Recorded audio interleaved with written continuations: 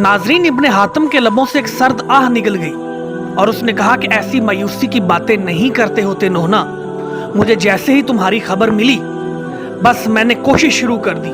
मैंने सोच लिया था कि अगर अबू सुफियान ने मुझे मदीना आने से रोका तो मैं बगैर इत्तला के वहां से भाग आऊंगा। इस बात पर नोहना के कान खड़े हो गए। क्या मदीना आने के लिए अबू सुफियान की इजाजत लेना पड़ती है? इब्ने हातिम ने कहा, और क्या नोहना, उसने तमाम रास्तों पर पहरे बिठा रखे हैं। उसकी इजाजत के बगैर कोई शख्स मदीना नहीं आ सकता। नोहना ने पूछा, क्यों? उसने ऐसा क्यों किया है?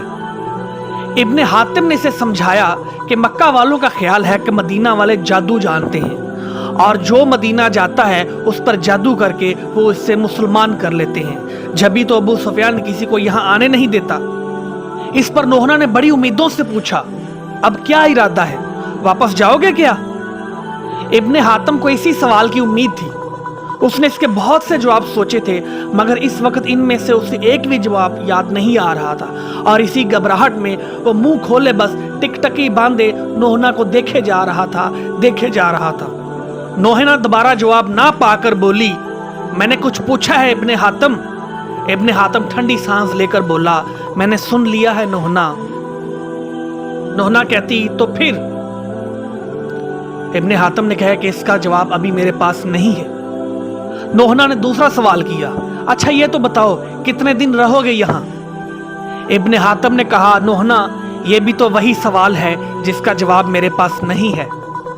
बहरहाल मैं तुम्हें यह बताता हूं कि मैं कम से कम 1 माह तो जरूर मदीना में रहूंगा, फिर देखूंगा हालात किस करवट बैठते हैं। इस पर नोहना धीमे लहजे में बोली, मैं तुमसे जिद नहीं करूंगी इब्ने हातिम, बस ये ख्याल रखना कि माँ और बाप दोनों मेरे लिए परेशान रहते हैं। तुम जानते हो कि इनके अलावा मेरा और कोई नहीं है। वो डरते हैं कि अगर इन्हें कुछ हो गया तो मेरा क्या बनेगा। इब्ने हातिम ने इससे समझाया, नोहना तुम इस सिलसिले में बिल्कुल परेशान ना होना। मदीना के बादशाह हमारे रसूल सल्लल्लाहु अलैहि वसल्लम हैं। खुदा ना खास्ता कोई ऐसी वैसी बात हो जाए तो तुम सीधी उनके हजूर पहुंच जाना, वो तुम्हारी हर मुश्किल आसान कर देंगे। मैं भी इंशाल्लाह जल्द ही कोई फैसला कर लूंगा।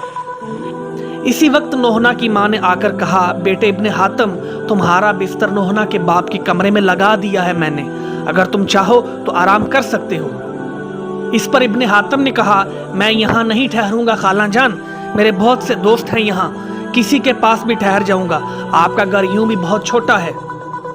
नोहना की माँ ने कहा, नहीं बेटे, ये कैसे हो सकता है कि तुम हमारे होते हुए किसी और जगह ठहरो, फिर तुम कोई गैर नहीं हो। मगर खाला जान, नोहना की माँ ने उसकी बात काट दी, अब बस इनकार की कोई जरूरत नहीं, तुम जब तक मदीना में हो हमारे पास रहोगे। इस पर इब्ने हातिम को खामोश हो जाना पड़ा। नाजरीन, इब्ने हातिम को मदीना आए 15 दिन से ज्यादा गुजर चुके थे। नोहना की बीमारी तो उसे देखते ही जाती रही थी और अब दिन रात की इब्ने हातिम की रफाकत ने उसे बिल्कुल तंदुरुस्त कर दिया था। नोहना की सेहतयाबी से उसके वालिदैन बहुत खुश थे। अब वो चाहते थे कि इब्ने हातिम कोई फैसला करे तो नोहना को हमेशा के लिए उसके हवाले कर दे। एक शाम नोहना की माँ ने यह जिक्र छेड़ा। इन्होंने नोहना को दूसरे कमरे में भेज दिया और उसे ताकीद की कि वह गुफ्तगू के दौरान वहां ना आए। नोहना के वालिद भी आ गए। नोहना की वालदा ने कहा, बेटे तुम गैर तो नहीं हो, इसलिए मैं चाहती हूँ कि नोहना के बारे में अब तुम कोई फैसला कर डालो। तुम्हें 2 हफ्ता से ज्यादा हमारे घर में रहते हुए गुजर चुके हैं, हमें इस पर कोई एतराज नहीं, लेकिन अहले महल्ला उंगली उठा सकते हैं। इब्ने हातिम ने साफ अल्फाज में कहा, खाला जान आप बिल्कुल दुरुस्त फरमा रही हैं, मुझे नोहना से शादी करने या उसे रुखसत कराने पर कोई एतराज नहीं, बल्कि यह तो मेरी जिंदगी का एक मकसद है। मगर जब मैं मक्का से चला था तो चचा नईम ने मुझसे वादा लिया था कि वो जब तक इजाजत ना देंगे शादी ना करूंगा। इनसे किया हुआ ये वादा ही मुझे इस जरूरी काम से रोक रहा है, वरना मैं तो हर वक्त तैयार हूं। नोहना के वालिद बोले, मगर बेटे इब्ने हातिम, तुम्हारे चचा ने कोई वक़्त तो मुकर्रर नहीं किया कि वो तुम्हें इसकी कब इजाजत देंगे? वक़्त गुजरता जा रहा है, हम मजीद इंतजार कब तक करें? इब्ने हातिम ने जवाब दिया, आप ठीक फरमा रहे हैं खालू जान, मैंने अपने तौर पर एक आदमी मक्का भेजा है, इसके जरिए मैंने चचा जान को तमाम हालात से आगाह करने के साथ साथ इनसे शादी की इजाजत भी मांगी है। अच्छा, बूढ़ा बाप खुश हो गया, यह तो तुमने बहुत अच्छा किया, कब तक जवाब आने की उम्मीद है?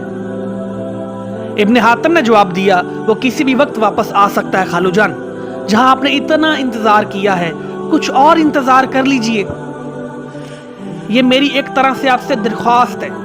उस आदमी के वापस आते ही मैं कोई ना कोई हतमी फैसला कर लूंगा। नोहना के वालिद ने नरमी से कहा, दरख्वास्त की क्या बात करते हो बेटा, हम इंतजार करेंगे, अल्लाह कुछ ना कुछ बेहतरी करेगा। इब्ने हातिम ने एक हफ्ता मजीद इस घर में क़याम किया, मगर इसमें और उसकी मंगेतर में गुफ्तगू कम ही होती थी। दोनों खामोश खामोश रहते थे। नोहना इसलिए चुपचाप थी कि उसका दिल हर वक्त कड़ता रहता था। इब्ने हातिम के आने से उसकी सेहत पर अच्छा असर पड़ा था, मगर उस पर यह फिक्र सवार हो गई थी कि अगर इब्ने हातिम के चचा ने इसे शादी की इजाज़त ना दी तो क्या होगा। इब्ने हातिम अपनी जगह परेशान था।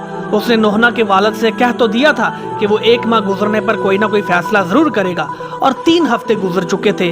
उसने जिस आदमी के जरिए नईम बिन मसूद को पैगाम भेजा था, उसकी तरफ से अभी भी कोई जवाब ना आया था।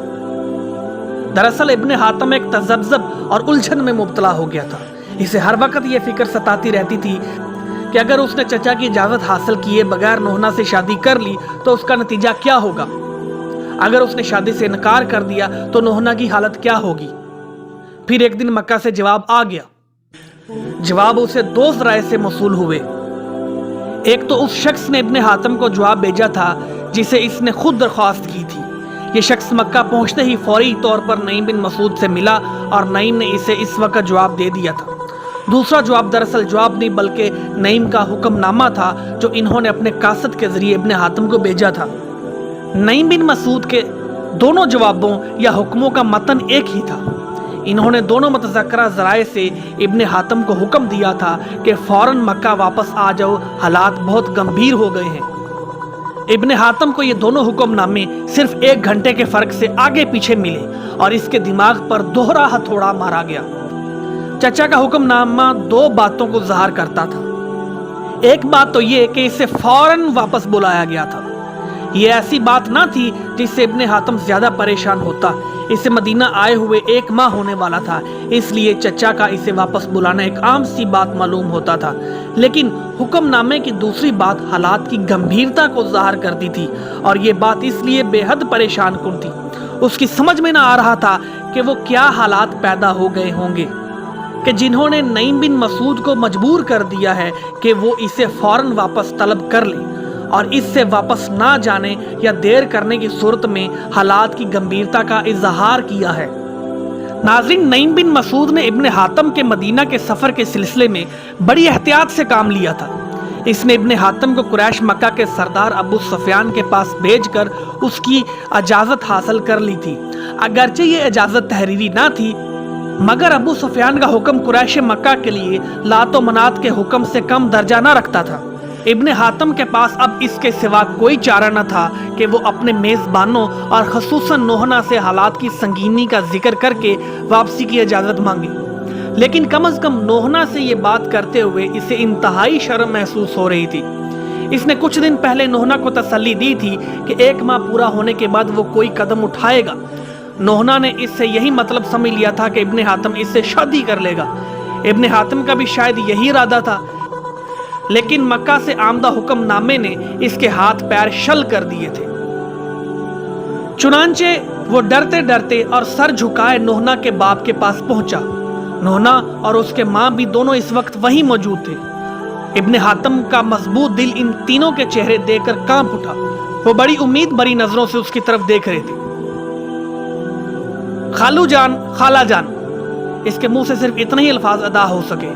फिर उसने मक्का से चचा का भेजा हुआ तहरीरी हुक्मनामा उनके सामने रख दिया। नोहना और नोहना के वालिद कुछ वाजिबी से पढ़े लिखे थे, मगर नोहना की वालदा तालीम से बिल्कुल बेबहरा थी। नोहना उनके बराबर के पलंग पर बैठी थी, इसलिए उसकी नजरें तहरीर तक ना पहुंच सकी और नोहना के वालिद को तन्हा वो हुक्मनामा पढ़ना पड़ा। हुक्मनामा मुख्तसर था, फिर भी ये तो नहीं हो सकता था कि वो एक ही नज़र में से पढ़ जाते, मगर वो ख़त की चंद ही सतरें पढ़ पाए। लेकिन इन्हें एक झटका सा लगा। यूं महसूस हुआ जैसे उनकी आवाज़ हलक में फंस गई हो, हालांकि वो ख़त ज़ेरे लब पढ़ रहे थे। एक झटके के साथ नोहना के वालिद का सर एक तरफ झुक गया। अगर नोहना की माँ इन्हें ना संभालती तो सर पट्टी से टकरा जाता। इन्हें संभाल के बिस्तर पर लटा दिया गया। इब्ने हातम ने इसमें नोहना की वालदा की मदद की। इस दौरान नोहना को वो खत मिल गया जो उनके हाथ से बिस्तर पर गिर गया था। नोहना ने खत पढ़ा तो उसके 14 तबक रोशन हो गए और बाप का यूं चकरा जाना उसकी समझ में आ गया। बात ही ऐसी थी। नोहना ने खत पढ़ने के बाद इसे बिस्तर पर ही छोड़ दिया, फिर माँ को दूसरे कमरे में चलने का इशारा किया। इब्ने हातम की नजरें इन दोनों के ताक़ब में थीं। उसने नोहना को खत पढ़कर बिस्तर पर डालते देख लिया था। माँ को इशारा करने से इसने ये अंदाजा लगा लिया कि नोहना माँ को खत की तहरीर से आगाह करने के लिए दूसरे कमरे में ले गई है। नोहना के वालिद बिस्तर पर बेसुध पड़े थे। नोहना अपनी माँ के साथ दूसरे कमरे में गुफ्तगू कर रही थी और इब्ने हातम नोहना के बाप की पायती बैठा ख्यालात के समंदर में गोताजन था। उसे ये तो यकीन हो गया था कि चचा के खत के बारे में सबको इल्म हो चुका है। नोहना के बाप ने खत खुद पढ़ा था। इसके बाद नोहना ने खत पढ़ा और अब वो अपनी माँ को खत के बारे में बता रही होगी। अब उससे फैसला करना था कि उसे क्या कदम उठाना चाहिए। जाहिर है कि नोहना और उसके वालिदैन इब्ने हातम की तरफ से बिल्कुल मायूस हो गए हैं, बल्कि शायद नाराज भी। इसलिए अब इसका इस घर में एक पल भी ठहरना रहे सहे ताल्लुक को ख़त्म कर सकता है। ख्यालात का धारा इसे कहीं से कहीं बहाए ले जा रहा था कि नोहना और उसकी माँ कमरे में वापस आ गई। कबल इसके कि वो कुछ कहती, इब्ने हातम ने बोलने में पेशकदमी की। मैं आपसे दरख्वास्त करता हूँ कि इस वक्त आप सिर्फ मेरी बात सुनें, फिर आप जो मुनासिब समझें कह लीजिएगा। नोहना की माँ ने बेटी की तरफ देखा तो बेटी ने सर झुकाकर नीम रजामंदी का इजहार कर दिया। इब्ने हातम ने इस पर फौरन ही बोलना शुरू कर दिया। मैं अपने मरे हुए बाप और माँ की कसम खाकर वादा करता हूँ कि अगर मैं जिंदा रहा तो मैंने शादी की तो सिर्फ नोहना से होगी जो मेरी बीवी बनेगी। इसके साथ ही मैं इस बात का भी ऐलान करता हूँ कि नोहना और आप लोग जिस जगह चाहें मुझे इत्तला दिए बगैर नोहना की शादी कर सकते हैं। मुझे कोई गिला शिकवा ना होगा। नोहना की माँ को इब्ने हातम की बात पर इत्मीनान सा हो गया और बोली, हमें तुम पर एतमाद है इब्ने हातम। नोहना जब तक शादी करने पर आमादा ना होगी हम अपनी तरफ से इस पर कोई जोर ना देंगे। इब्ने हातम ने फौरन नोहना की तरफ देखा। वो इसी की तरफ देख रही थी।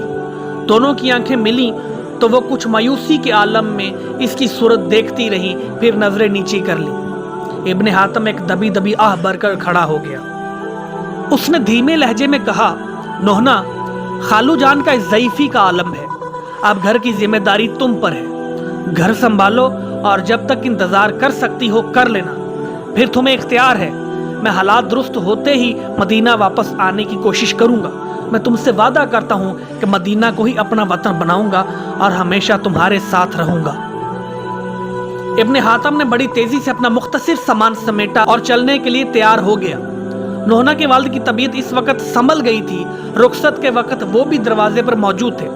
अलविदाई मंजर बड़ा दर्दनाक था। किसी की जबान से एक लफ्ज भी ना निकला, सिर्फ होंठ थरथराए और आंखें खलूस व मोहब्बत के मोती बरसाती रहीं। इब्ने हातम अपने चचा का हुक्मनामा पाते ही मदीना से रुखसत हो गया, मगर इसका दिल मदीना में ही था। खालू और खाला की ज़ईफ़ी का आलम और नोहना की बेबसी, उसका दिल खून के आंसू रो रहा था और उसका सफर भी बेदिली से कट रहा था। उसकी रफ्तार भी सुस्त ही थी।